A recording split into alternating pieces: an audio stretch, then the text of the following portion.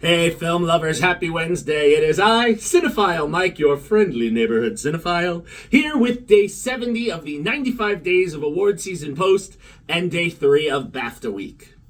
Today, I am here to talk about Sally El Hassani's biographical film, The Swimmers. Now, like the previous two films I've talked about in this series for this week, The Swimmers is nominated for Outstanding British Film of the Year. And it tells the story of Olympic swimmer Yusra Mardini and how she overcame the challenges of escaping her war-torn home country of Syria and going on to become a member of the 2016 refugee Olympic swimming team at the Summer Olympics in Rio. Now, at the start of the film, we meet sisters Yusra and Sarah Mardini, who have been training to be Olympian swimmers by their father from a very young age. Opening in 2011, we meet these sisters as they playfully pick on one another and try to one-up another at the local pool. And as with many pairs, we see that Yusra, one of the sisters, is all about the swimming. And while Sarah is game, she has other interests in mind, as the older sister of the three. Where Yusra is more focused, Sarah is a little more flippant. But at this early point of the film, we see how the country is at some form of peace and they are enjoying their life and they're celebrating Yusra's birthday. But then we jump forward 5 years and see Syria caught up in a civil war where anyone going out is at risk of being attacked or worse. The family realizes that for a chance to live and for a chance to possibly obtain that Olympic dream, they need to get out of Syria, especially the two sisters. So they, along with their cousin Nizar, flee Syria with the goal of getting to Germany by way of Greece to start over, go for those Olympic dreams, and find a way to bring their family over.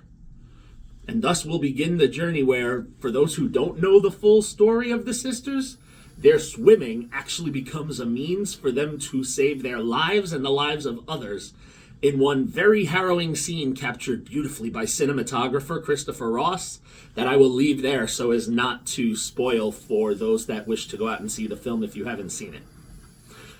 Now, when they finally arrive in Europe, the sisters and Nizar begin their new lives as refugees and try all that they can do to make a new life for themselves. Following their travels from Syria to Greece and finally to Germany, El Hassani helps to create a very suspenseful story showing how each of these journeys is not going to be as easy as we would like it to be. Now, one thing that is very unique about this film is the casting, specifically for the Mardini sisters, because playing these two swimming sisters are real-life sisters and performers Natalie and Manal Issa playing Yusra and Sarah respectively. The energy that these two give to each other and the way that they pick on each other and one-up each other, it's that genuinely sister back and forth. We love each other, but we are annoyed with each other, and we're going to fight each other, and then we're going to be together. It helps truly anchor the relationship in the film. Their portrayal is thoroughly enjoyable to watch, even in the midst of the uncomfortable circumstances that they're in. I feel this was an effective storytelling tool for El Hassani to bring into this film as she did. Now, the film, while I did enjoy it and felt the acting was good, I feel it kind of faltered a bit towards the latter part. See, here's the challenge. When you have biographical films, depending on how the story is going to be told, we either try to get the subject's whole life put in, or we get snippets of their life told in detail.